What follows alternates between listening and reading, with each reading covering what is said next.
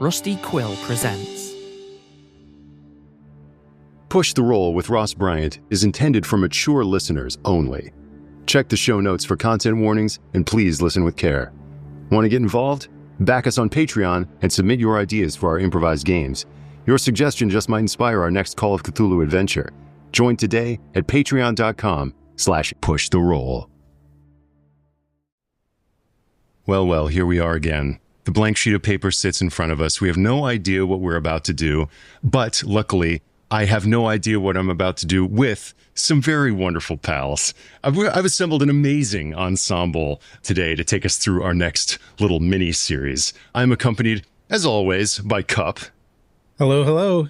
I am, super stoked for this group. Looking across the table, it's amazing. All the groups are great, but this one, I don't know. I'm excited. I'm excited for the dynamic here. Yes, indeed. We got a group of number one stunners here with us. And not for nothing, we also got in the booth, Mary Lou. Hi! Oh boy, I'm so happy to be here. Definitely. But that's not all. We also have joining us the man himself, Seth Skorkowsky. Hello. I do not know what I'm about to get into right now, so I'm a little nervous. Yes. Seth, I'm so excited to play with you. I know we didn't get time to say hi and nice to meet you, but I've heard so much about you and I'm so excited. Well, I hopefully I can live up to expectations. I'm sure you will. You can do it. Joining us as well, another very special guest here to Push the Roll. It's Noura Ibrahim. I'm already suffering some sanity loss at the lack of preparedness in my type A personality. It's very unhappy and anxious. Yes. But very happy to be here. I love you guys. Well, same. And yes, if you're a type A sort of person who demands rigid control over what is about to happen, consider this a form of exposure therapy as we dive into uncharted waters. So we're going to improvise a whole little horror tale here, playing the game Call of Cthulhu. We have no idea what's going to happen. And of course, we take our inspiration from titles. Our Patreon subscribers have submitted a whole bunch of awesome and evocative titles. We've put those into a table of sorts. So I'll just say, Noura, would you care to roll a D100 and let fate decide what our title is going to be to begin this session? Oh, boy. It falls to you. The pressure's on. This is when I always start to get nervous. What if it's the worst title that was submitted? Oh, no. I rolled an 80. 80 even. Let's see. Yeah. Let me scroll. Yeah, because I've seen these tables before, and there are some real stinkers on there. Just kidding. They're all really funny. Yeah, let's call out some usernames here. We kid. All the titles are wonderful. Oh, wow. Oh, no. This one's actually super interesting to me because if you're a listener to Bout of Radness, which is our companion show on Patreon, we've actually talked about this quite a bit, or at least playing something adjacent to this. Interesting. Depending on what Ross decides to do. Let's see. It is from Starling. Starling is also a new name. I don't think we've come across Starling even on the Bout of Radness, so I'm excited. I don't remember. Yeah. Starling submitted the title Outpost at the Edge of Dark Space. Oh, what? Outpost at the Edge of Dark Space. No. We did talk about doing a sci-fi one. Have y'all done a sci-fi? No. Oh.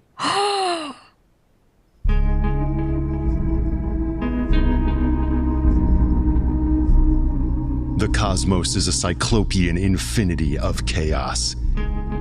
Infinite branching paths stretching off to vistas in the distance that will drive the mind mad. Shall we shrink in the face of all this?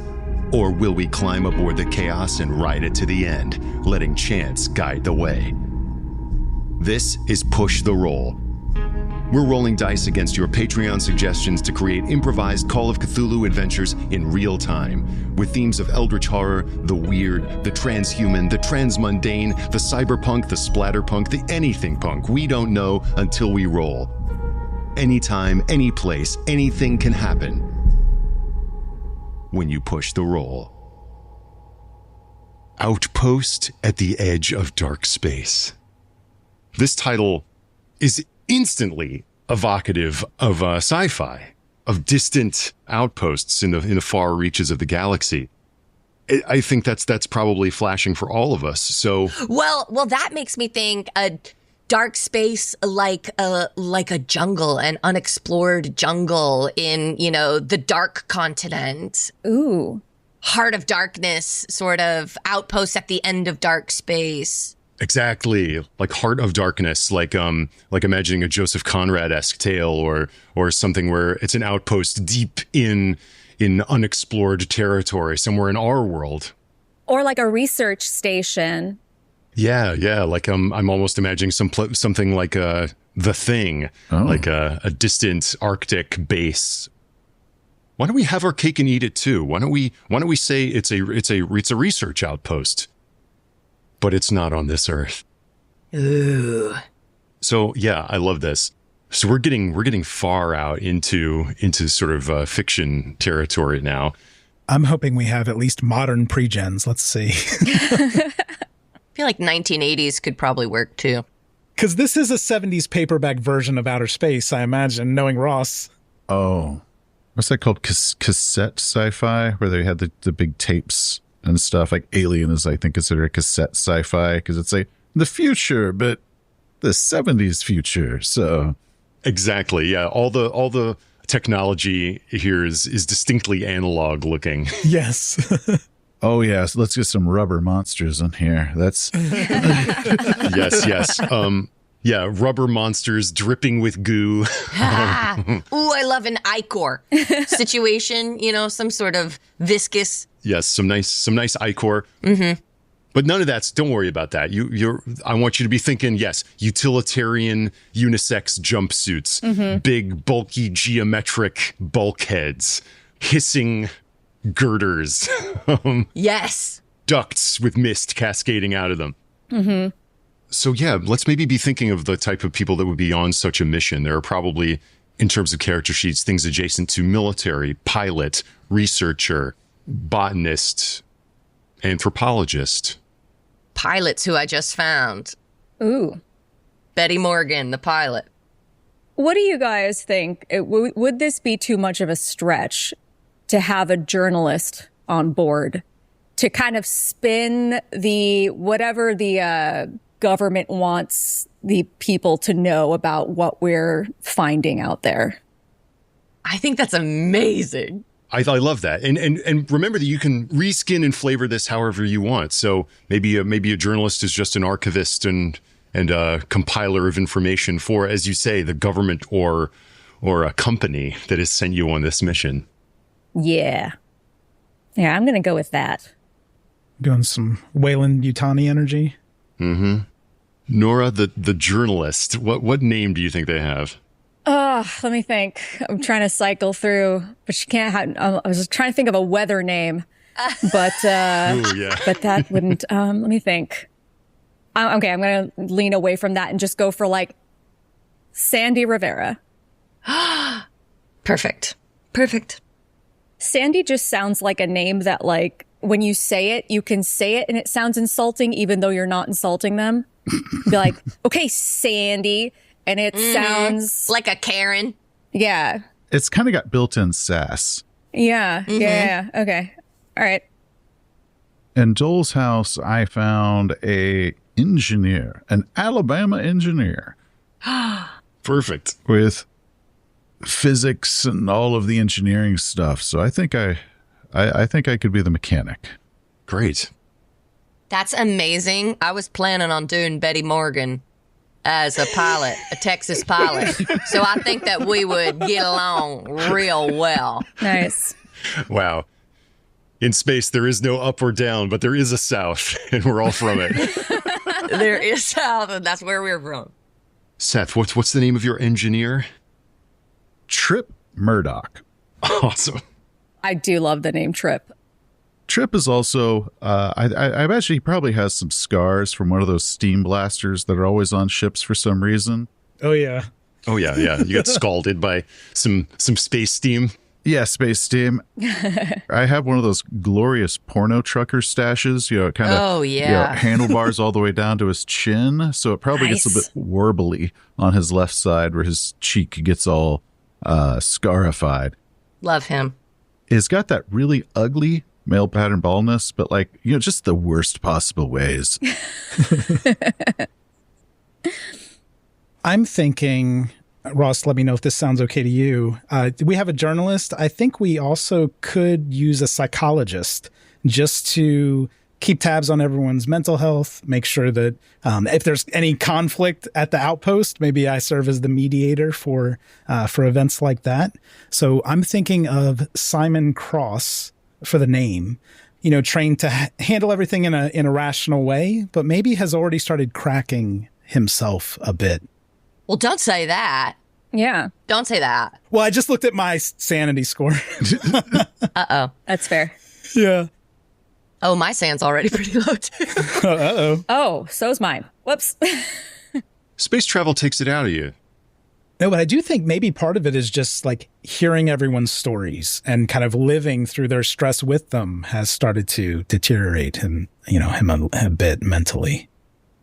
I like this idea that he's starting to become a little bit untethered. I think he's kind of a soft fellow since he's got this sedentary kind of psychologist lifestyle. But I think he's always been really neat and tidy with cropped hair and always clean shaven, buttoned up. And I think just lately he's starting to slip a little bit, just a little bit more unkempt. He's starting to unbutton a couple more buttons on the shirt and he's just rolling his sleeves up. And also, if it fits what you end up doing, Ross, I do think he could also be a research psychologist trying to study whoever else or whatever else might be out here and understand how they think. That I think is very interesting because unlike some of these where, I like a historical setting because it already has a bunch of information for you to kind of draw from and filter. Mm-hmm. It's interesting going sci-fi because it's okay, yeah, this is a full invention. Yeah. You can't mess up, Ross. But that's very cool. My sand's not bad. I'm starting at 50, so I'm okay. But I am an ugly son bitch, so. Get him to the farthest outpost. Yeah. Just at the edge of dark space. Nobody wants to see this guy, so. Uh-huh. Yeah, I think I'm sitting at a D+ in terms of appearance. I'm 50. We are not an attractive group. I'm a 70. Oh. We were all counting on you, Betty. Tied for my highest, 70. So you can call me Betty the Beauty. Nice. We open with the three of us just looking at Betty. Yeah. Yeah, my journalism is purely in print and not a TV. But they call the face for radio. Yes. Betty, they called her Betty the Beauty back home in Carrollton, Texas. But she got into piloting. She's gorgeous, but no makeup. She's got a bit of a mullet situation going on. But she's got a lot of tattoos. All of the old Sailor Jerry style, they're all semi-naked women. Nice. Go on. Yeah, and what's the app score for the tattoos? Wow. Yeah, 99. They are curvaceous. They are voluptuous. One's eating a banana split, and another one is a cowgirl, and another one is bowling. A banana split? Yeah. Yeah. I love it. Oh. Without the mullet, I think Betty would be an 80, maybe. If we're doing that 70s, 80s sci-fi, there were a lot of women mullets going on at the time. So good point, yeah. This was hot. The mullet went from 60 to 70, yeah. Uh-huh. I think Sandy Rivera, if we're doing 80s, would be modeled after Rosanna Dana, where she just has the triangle haircut perm. Oh my God, yes. Great. It sounds like we might be ready to rip here. Yeah. All right. I'm ready. Outpost on the edge of dark space. At the edge of dark space. So it begins in total darkness. And total all-consuming silence. All is silence and void. And then a microscopic speck hurtles across this void, seeming to kind of cut it in half along an invisible seam, and see one or two stars off in the deep distance, and then see that speck grow and grow as perspective shifts until it assumes almost stillness. Because in space, what is movement in this vast, infinite gulf? As you see the stillness of that speck, a man-made machine. Huge, geometric, cubical bulges along a central axis. Dishes that may be receiving signals from vast, vast distances far away. And then let's move inside to hallways, ductwork, girders, glassed-in pods, and a humanoid automaton of striding down a hallway, reaching out with a hand of wire and metal across a analog interface, and see lights begin to boom, boom, boom, ping on inside what appear to be huge plasticine sarcophagi. And you can see just through the frost caking the interior surface, a unconscious human face, and there on its arm, a classic Sailor Jerry style tattoo. See that craft continue to move across vast distances. Written on the side, in block, almost stencil letters, the Outpost. The Outpost moves through space, and you can see up ahead of you an enormous gas giant of a planet. And on it is a moon with a collection of rocky debris. The Outpost silently releases gas, drops its payload, a dome-like structure that falls silently to the surface. As you are waking up, as nausea kind of overtakes you, how long have you been asleep? Your ears and eyes, so unused to being used, your muscles, without the use of electronic pulses throughout your long mission, would have been totally atrophied. But as the sarcophagi open and you wake up, seeing your android companion there, assisting you, lifting you out of the sarcophagi, you of course know your android by its name, Starling. Of course. And now let's see hours later. A classic tableau. A circular, hard plastic table with our entire crew. Simon, Betty, Tripp, Sandy, and Danae, all there around their table. You are here on the moon of Syros 1, Syros 1. On the furthest arm of the most distant thread of the galaxy. An impossible distance from Earth, where humanity first made its launches out away from its home planet and began to colonize other planets and other star systems. You're right at the very edge. And this little rocky moon, as it swings in orbit around the planet, you're looking out away from the sort of stars of the Milky Way and towards the gulfs beyond. The deeper, deeper universe. Total darkness. Not a star to be seen. A vast void. In a way you can feel it. The emptiness almost surrounding you. But let's kind of pick up our conversation there around that table. All right, quick check-in. And don't polish it for the log. How are we actually feeling today? Like shit.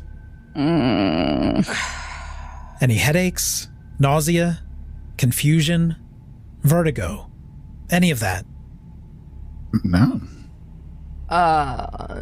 No. I feel kind of nauseous. Okay. I don't know, but I don't know if that's... And as she's wondering, like, what this is from, she, like, reaches out and counts the remaining cigarettes left in a pack of cigarettes that she's not smoking and desperately wants to, and just tapping it along the table. I don't know, maybe it's just we've been out here too long. I don't know. Homesick? I don't know, like, you know, it's not homesick, but I miss normal shit, man. Yeah. I miss fucking smoking. I miss just sitting with my dog and, like, watching dumb things on TV. I miss looking outside and seeing anything. He's punching all this into, like, a really clunky device. He's like, no, I understand. Very good. How are you holding up, Murdock? Oh. You were concerned about the vessel last time we spoke. Well, I just make sure it's got kept its integrity. Now, Tripp chain smokes. You don't even know where the hell he gets them. Yeah, this is 80s sci-fi, so everyone smokes freely in the oxygen-rich environment of the capsule. I would picture, like, when he came up out of his pod, he immediately pulled a cigarette out from behind his ear and lit the damn thing before he got his Crocs on. You son of a bitch. That's why mine are missing. So, like, you don't know if he's a cigarette factory somewhere in the bowels of the station, but he's smoking. He's drinking his shitty coffee, and he's like, man, I just need to get back down there and make sure this thing keeps us all breathing here. But yeah, I'm doing pretty good. I'm doing this is great. Good. Yeah, keep busy. We talked about this. You just keep busy. Yeah, well, there's plenty to do. I mean, normally we have a crew of about like 5 guys doing this, but for some reason they just figure old Tripp's the only one that should be doing it here. So yeah. Oh, Tripp, you're better than a crew of 5 guys, and you know it. You're the only one we need. Well, I will certainly be the last one you need if something goes wrong. So he's chain smoking, stuck at his coffee, and he's kind of happy. Mm-hmm. I think you might sense that Simon's frustrated by this, by your happiness. He's like, keeps prodding at you for problems. Well, I'm glad that you're in good spirits, Mr. Murdock. I think that on this mission, you're in charge of maintaining our facility, while Mr. Cross is in charge of maintaining our mines. You both have very important missions of maintenance to attend to. This is Danae Genoviak. She looks to be in her 50s. She looks kind of like an older Charlotte Rampling, but she has a, like, shaved head, like a buzz cut, and very severe, like, totally circular glasses. You know her to be a sort of scientist. You may know that she's a doctor of anthropology. Well, Dr. Genoviak, who's in charge of our stomachs then? 'Cause I'm running on empty. I'm feeling the grumble, if you know what I mean. If by that you mean hunger, then that falls under my purview, says Starling. You all have, like, kind of MRE-style microwave dinners set out in front of you with variously colored mounds of paste, and plastic covers are peeled off by his wire-like hands and sort of sucked into his chassis. Well, thank you, darling Starlin. Now, if I wanted to get seconds of this mess, could I come to you, or do I have to get some sort of permission? We should have ample provisions to last us the duration of our mission. Great. Now, some crews like to do rationing, and I just don't truck with that. The calorie requirements of the crew have been deftly calculated. 3 meals a day and 1 protein-rich snack should be more than sufficient to sustain you throughout the entirety of your mission. All right, well, we might need to talk about that in the future, but we'll save that for another time. Of course, the hydroponic bay, you will be able to do some farming, and if there's more that you wish to have to complete your dietary requirements, simply go into the hydroponic bay, and there are many seeds for herbs, greens, and fungi. Vegetables. Hooray. I think Rivera was looking for tobacco. Oh, can we grow that? Yeah, Sandy. You wanna spend some time in the farming pod with me? Someone want to give me a sleight of hand roll to see if you snuck on tobacco? Little digging in the dirt. I think Murdock's got it. Murdock's probably stashing some. Yeah, he's probably got a whole. I think he just has cartons of cigarettes. Yeah. Yeah. My sleight of hand's very poor. Murdock's doing product placement for Camel in this movie. Oh, yeah. Yeah, no, I rolled an 84 over 10. Ooh. Okay, yeah, I'm afraid, yeah, maybe you didn't sneak any any personal crops on. Damn. But you there is a little farm, and per your great, just vegetables. Let's say that the ship does provide you with some protein sustenance. Coming out of cryosleep also are some rabbits. Oh. In your ship, there's a little rabbit hutch. Live rabbits? Darling Starlin, are you telling me that I gotta wring the neck of my own dinner every night? If that's what you wish, but I'd be more than happy to butcher any one of the rabbits for you if you're looking for a fresh source of protein. Let's just not get to that quite just yet. How many rabbits are we looking at? Yeah, let's say there's 6 rabbits. You give him a week, we'll have 30. Oh my God. I would rather eat anything than this. And she looks down at her slop of Soylent Green on a bare commissary tray. You look at Sandy's like pile of mush on her TV tray, and you pan over to Betty's, and it is just scraped clean. She's like licking her spoon, getting every last molecule of paste off, and she's like, "Are you gonna eat that, Sandy?" And as she was like thinking earlier about why she was so nauseous, and now realizing it might be this, just you see her slide slowly the tray over to Betty. Have at it. Gorgeous. Gorgeous, Sandy. Thank you.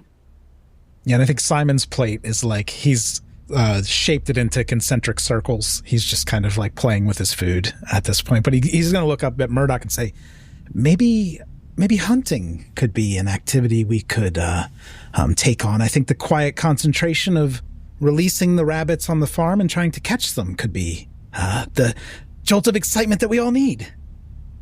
Yeah, maybe we need to unpack this as she reverse Uno's Simon for a second. I think before we go around releasing any invasive species here, it would be best if we get a clear sense of the flora and fauna on Syros 1. And don't you agree? We don't want to be too disruptive. We're here to observe. We are, of course, supposed to be here for 8 months. It is a long time. And we have much, much to explore. And of course, all of you know that you have come here to Syros 1 to explore native species, so much as there are. The moon is rocky. There seems to be a lot of like mossy plants clinging to the stones. And just the mere presence of an anthropologist here lets you know that you maybe get the little prickle that this is probably a place where signs of other intelligent life, or at least theorized to be, you also know and are palpably aware of just the sheer distance and remoteness of this place. This is truly an outpost at the furthest edge. You are on the edge of the stars. What is beyond here, vast gulfs. Well, I guess I should probably prep the rover and our suits. Yes, Murdock, please do. I want to get out into the interior as soon as you can make the rover active for use. Make sure she's purring like a kitty. Yeah. My question is do we know of any successful contact with other forms of life in space at this point in time? Yes, you do. There have been contact with other life. There are planets where there are small cellular organisms. There have been planets discovered with lots of plant life, interesting plant life, and also animals.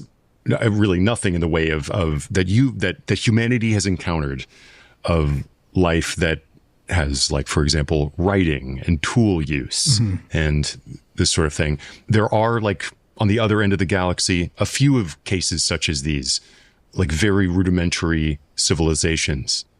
That's what you know of. If someone wants to give me a role, an intelligence role, or... Can I do something a little bit odder than that and roll psychology on Genoviac to see, just to kind of get a sense for, like, this mission? Are they hiding anything from us? Go for it. Okay. I'm going to spend 1 point of luck to make it an extreme success. 12 under 55. Okay, great. This is a psychology roll? Yes, psychology on Genoviac. I think I'll even ask Genoviac as part of this psych roll to say, Dr. Genoviac, just so I'm documenting the same reality as you, what specifically are we supposed to be doing here? She kind of turns her glasses towards you. The glare of the overhead light just whites them out as she looks at you. You can't even see her eyes. Oh, no. Observe and report, as I said. This is a great distance that we have traveled. We are pioneers here. We should consider ourselves fortunate, as all the pioneers that have spread their arms through the galaxy have been, to see things that no other human eye has seen. I rolled a hard success for intelligence. And I rolled an extreme. Oh, nice. Oh, dang. Wonderful. Simon, she's definitely hiding something. The intelligence rolls here, you got a hard and a extreme, respectively, Morgan and Rivera. I didn't fumble. That's the best I can say about that roll. Morgan as a pilot. Yeah, I think she's real educated because she had to, piloting is, you have to be very educated. She went to college and did all that stuff. So maybe it's from, like, the history of this. Yeah, you know that the Soren Gupta concern sends ships like this all around the galaxy to these far-flung spots on research missions. You know that they are frequently staffed with anthropologists and ethnographers, which tells you that they are definitely looking for signs of intelligent life. That is probably the raison d'etre of this expedition. Although perhaps not the life forms themselves, but maybe the leavings of them, like evidence of. Ruins, yeah. Rivera, with that extreme success, and it makes sense that you would know stuff like this as someone who's getting a lot of information, perhaps for the Soren Gupta concern yourself, your employer. You are dimly aware, though no contact has been made with this intelligent life, that there is evidence that you have seen from unmanned voyages to planetoids, planets, and moons on the rim of the galaxy, that there are remains of what looks to be some sort of humanoid civilization. And you get the sense that you have been sent here to explore something of the like. As far as Sandy is concerned, having to censor certain information, having to reword certain information. She wants to know, is this mission specifically reporting to her employers, or is this, I guess she wants to know who the audience is for whatever she is writing. Yeah, and this is like, we're making this up. This is all coming into focus at the same time. I think now is the time to maybe talk about what you all know individually. Tripp Murdock, the mechanic. Yeah. Your contact at Soren Gupta, who sent you on this mission. Let's even do a little scene here. You are working in a bay of like enormous crafts in an orbital satellite garage, rotating around a planet, preparing ships for departure, repairing ships that have come back. And perhaps you're called into a room in this vast kind of mechanical edifice that is rotating around this planet. And the old guy there is like, this is an extremely high budget mission. You do this, Murdock? I think you can probably retire. Oh. You're gonna be a rich motherfucker when you get back from this. Maybe you can retire to some, tropical moon. Well, that sounds good to me, boss. What you want? SG wants to send you on one of these fact-finding missions. Deep space. Okay. And you just want me to keep the ship together? What you want me to do? I want you to keep the ship together as you normally would. Make sure that nothing happens. Maintain the programs. Make sure that Starling maintains its integrity, structural integrity. Make sure the landers and runabouts are all working, what you normally do, Murdock. You got it, boss, man. That sounds like a deal. I've been requested to send one of my best, and I am sending you. Oh. Well, I appreciate that. Because, this woman from SG, I hear that, He kind of gets in close to you. this is a big opportunity for you, Murdock, but I want you to understand this is a dangerous opportunity. Things pay well because not everybody is going to do them. I could give this to someone else, but, I hear of another mission like this. They do not come back. Oh. SG says is mechanical failure. I can guarantee it will not be mechanical failure if I'm on that ship, sir. Do not worry about that. And I am also saying to you that, word get around what workers are talking to one another. I am hearing that these missions, it was not collision. What I hear is that the crew pull the ship apart, break it themselves. They go mad out there. Oh. You keep the mechanism running, and he points at his head. You got to keep this mechanism running. Deep space can be a very lonely place. It makes even the strongest of us a bit wobbly, yeah? Oh, okay, so I'll have to bring some extra cigarettes. That usually keeps me calm. That's why he's got 19,000 cartons. Yeah, okay. So I can put you down as a yes to the SG higher-ups. Oh, absolutely, boss, absolutely. And just keep my nicotine up, and I will stay calm. I'll keep that ship together, and I'll make sure that I'll make sure they don't rip that thing apart on me, because that would be unfortunate. People think it was my fault. You do not want to get stranded out there with these people. Just because someone is, very intelligent does not mean that they are wise. I think we know this. Oh, no, absolutely. I have met some well-educated morons. I will tell them that you have submitted to their request. Oh, yeah. And let's just see him packing his smokes on.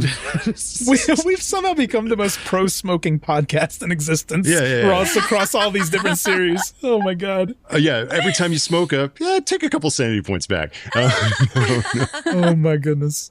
Great. I just like to think somewhere there's a toolbox that he opens up. It's nothing but cigarettes. So he just Just cigarettes, yeah. Those are his tools. He needs them. Sponsored by Camel Cigarettes. Old Joe Camel. Yeah. You can retire just on your points from the packs. Man, I almost got enough for the backpack. Yeah. After 20 years of smoking. Yes, you can either get paid in Soren Gupta company credits or in Camel cash. Wonderful. Let's while we're on the subject of technicians, Betty Morgan. I think you were brought into this endeavor. What are the sort of missions that you're used to running for the Soren Gupta company? She's, I think, essentially a glorified truck driver. She delivers cargo, whether that cargo is rocks from space or highly paid scientists. I think she's the space equivalent of an ice road trucker. She takes dangerous jobs for higher cash because Betty's got debts that she needs to pay off. And, she gets a little bit of a thrill from doing stuff that other people won't. She'll take dangerous, long-term jobs for high paychecks. That's sort of, I think, what she's known for. Awesome. What do you think a trucker bar in this world looks like?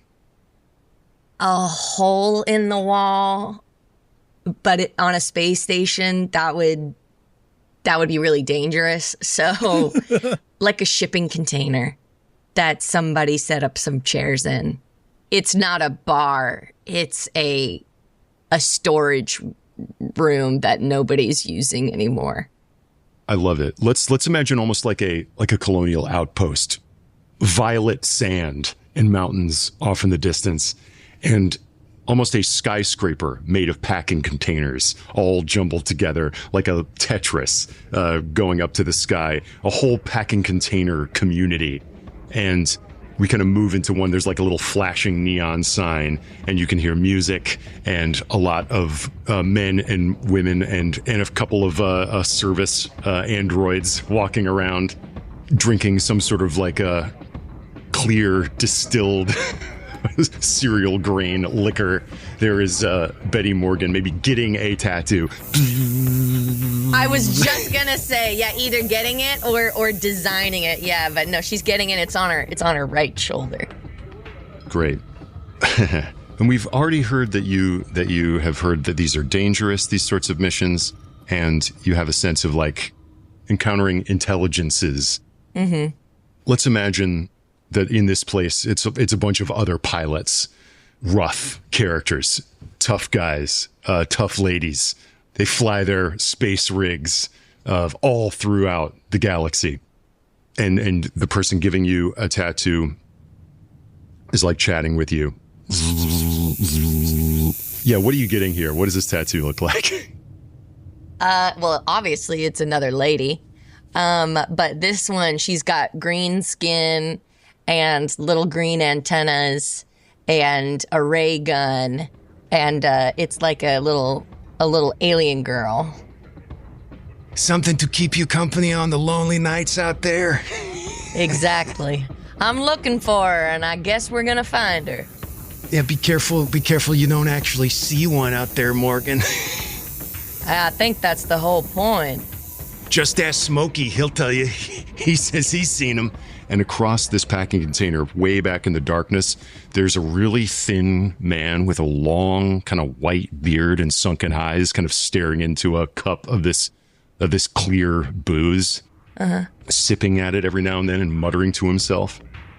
Huh. You say Smokey's seen him? Yeah. Oh, yeah, well, I'm saying he says he's seen him. Hey, Smokey! Smokey! Come here, I'll buy you a drink. He drains what's in front of him, accepts the new glass, walks over. Hey, Smokey, you ever seen one of these girls out there? She points to the girl foreman on her shoulder. He looks up at you. No, I never seen nothing like that. But I seen things out there. What'd you see, Smokey? Oh, You're gonna think I'm some kind of madman. No. You ever hear these young fellers talk about the observers? And yes, you have. This is like sort of a conspiracy theory that runs among the pilots and people that there's like an ancient race of aliens that just kind of watch everybody that are out there. You see evidence of them, but never actually see them. Yeah, I was on an SG run. Around about 15 years ago. I seen proof. They're out there. I seen proof. We're being watched. Yeah. What? Well, what'd you find? Ship I saw. He's getting sort of a haunted look in his eyes. We descended down to the surface and I saw myself. Yeah. I saw myself out there, looking at a pyramid in the sky. Ain't no human hand made that. Just hanging there in the sky. And then I saw myself, Morgan. You actually saw yourself? Yeah. Because I was seeing through their eyes, you understand? His eyes are almost like bulging out of their sockets now. I was seeing through their eyes. Oh, you were observing yourself? You don't understand, because they see in darkness. They see in darkness, Morgan. They see through me right now. They see you. The tattoo artist is like, Get out of here, Smokey, you're scaring her. Oh, I ain't scared of nothing. No, if these observers look like her and she gestures to her shoulder, well, then I'll observe them all night long, if you know what I mean. And yeah, she's playing cool, but she often likes to posture as rougher and tougher than she is, but she's actually kind of a nerd. So I think she's thinking about this a little more than perhaps she's letting on.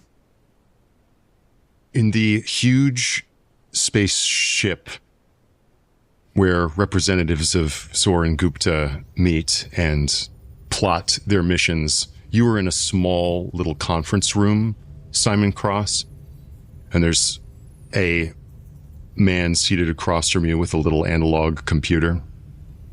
We have found that the computer interface itself, while it does a decent job of relaxing crews in the short term, on certain missions, the human touch is required. You'll be doing daily assessments, making sure that the stress and isolation is not impeding on the mission. Good communication is paramount, of course. And is this correct that all of the therapy records are to be sent back to command every day? Yes. You'll be beaming those back each day. It's just the ethics of it. Everyone who signs a Soren Gupta contract agrees to all the conditions in the contract. Of course. Did you choose me for this because of what happened with Lieutenant Sparks? And I think, Ross, there's kind of internally a famous incident where Simon falsified psychological records to keep one of the specialists on a mission, and then he just had a complete mental collapse after the mission. But the mission itself was successful because he kept him on the ship. And I think he's worried that now every time he's selected for a mission, it's because of that one decision that he made. Ooh, you're like a sports doctor who's like, yeah, you don't have a concussion, you're fine, to the star quarterback. And put him on the field. Exactly. Yes, perfect. The reason it kind of eats at him is that like he's racked with guilt, but the company looks at it like, that's fantastic. This is an asset. Yeah. Mm. SG values employees who have discretion, dedication, and a clear sense of mission, Mr. Cross. It's important to us that you always keep the mission as paramount in your labors, and you've proven to us that that is your chief priority. I understand. Are there any other missions available, or it's going to be this one? It's going to be this one. The mission to Syros 1 is very important to SG, and of course we want artifacts returned, clear information brought back, and especially translations, samples. The actual contents of this are of no concern to you, but you need to make sure that the team is operating at peak efficiency, and of course if there are ways to keep the mission going in the face of seemingly indomitable pressures, we hope that you will have your priorities in the right place. Understood, but I would ask one thing of you. If I could have access to the entire crew's psychological history, including Genoviac, it's very important. He kind of covers up the microphone. I'm not walking into another Spark situation blind. As you wish. And you will get discs, like big chunky discs of everyone's psych evals in a case. Because I think Lieutenant Sparks was his superior, and they always withheld the psychological histories of anyone who was above him in command on the ship. So now he's insisting on it. And I hesitate to include this, but I want to make sure that you know the importance of the sort of psychological interventions that you will be able to provide. And to the little pile of psych evaluations is added another disc of information from a previous SG mission. Of course, I'll review everything immediately. Thank you. And in his head, he's just thinking over and over about quitting, like quitting before this mission begins. But of course, he ends up going on it. Wonderful. Yeah, Sandy, it sounds like you're gathering information, like almost an archivist of sorts, a journalist. I like to think that maybe her public-facing job as a journalist, but seeing as how this is like a very big company, and maybe she also deals in intelligence in some capacity. Ooh, I love that. Perfect. Yes, your corporate espionage. Yes. Wonderful. So what totally public space do you think this conversation with your handler takes place? Are we back in the real world, or? Yeah, I want to say you're back kind of maybe near your home or wherever you're calling home before you set out on this mission.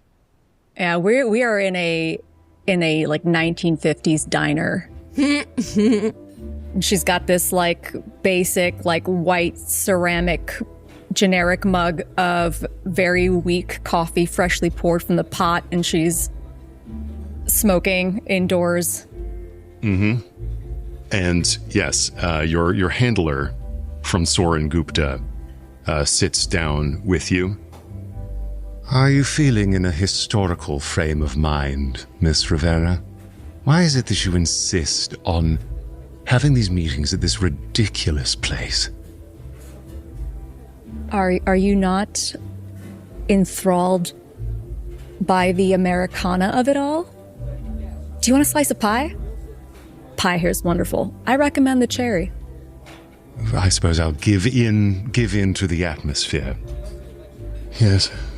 I suppose that Americana does spark a certain nostalgia in one. It is certainly a shame what happened to America. Hard agree. I say outside and inside of But there are many who do not lament its passing. The company has come to a certain accord economically with the Western Hemisphere co-prosperity sphere that replaced America, Canada, and the states of the Southern Hemisphere. What matters to me is that some of our missions with SG have of late become a little bit leaky, Miss Rivera. Well, that would be a big problem for you, wouldn't it? Yes, indeed. So, we're going to embed you in a very, very important mission. of course, as you normally do, report back. And there is a psychological analyst on board, as is traditional in this sort of thing, but I hope that you'll do your own sort of analysis, in both of the ship and its crew. Are you worried about who you chose? Everyone is above board, but unfortunately that has not stopped in the past of things leaking out to the competition. Well, that is why I'm here. Everyone loves a journalist, and everybody loves a good fluff piece on how your company is at the forefront of technology, isn't it? Yes, indeed. And if this mission goes well, then we may be on the verge of an incredible cultural breakthrough. Can I do a psych roll? I feel like he's worried about something and not telling me something. Yes, indeed. Okay. I rolled a fucking 1. Whoa. Holy shit. Okay, wow. Rad. You're like the anti-Paula. You are this guy. You know everything about him. Yeah. You sense that this guy was nervous, that your handler was nervous.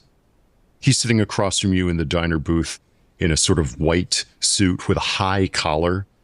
And yes, you can tell that there's almost a panicked urgency underneath his sedate affect, that this is incredibly important, that the information that this mission is going to be getting is a matter of life and death somehow, that it's of concern to him means that it's very potent. I'm just like, we're in sci-fi land. I want to say that you have some sort of neural link set up. Stop me if this sounds crazy. You have some kind of neural link set up that literally lets you see into this guy's mind for a second. I'm into it. Yeah, let's say you have some sort of neural link that occasionally lets you attune to people's mental states and get a sense of what they're thinking. And sometimes if you can really attune to them, it comes to you in flashes, almost as if you're seeing inside their mind. And you can do it in a clandestine way where it's not altogether noticeable by the person that you're doing it to. And so she'll be like, you and I both know that there are more forceful ways to deal with competitors.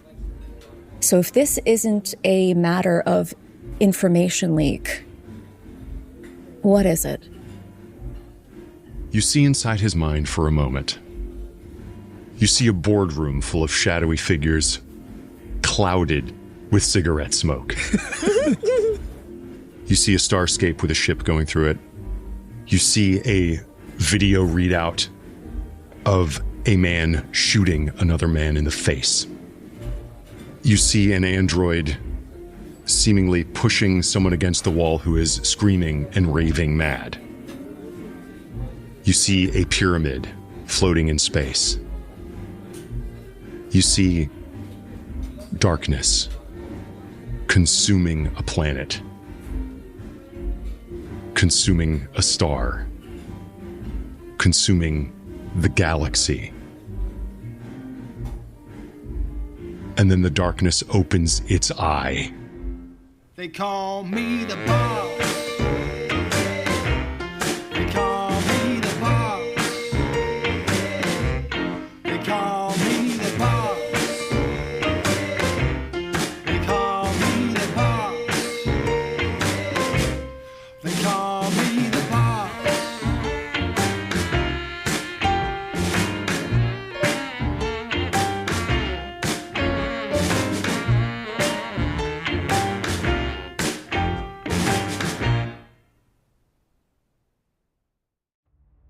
Thanks so much for listening to Push the Roll with Ross Bryant.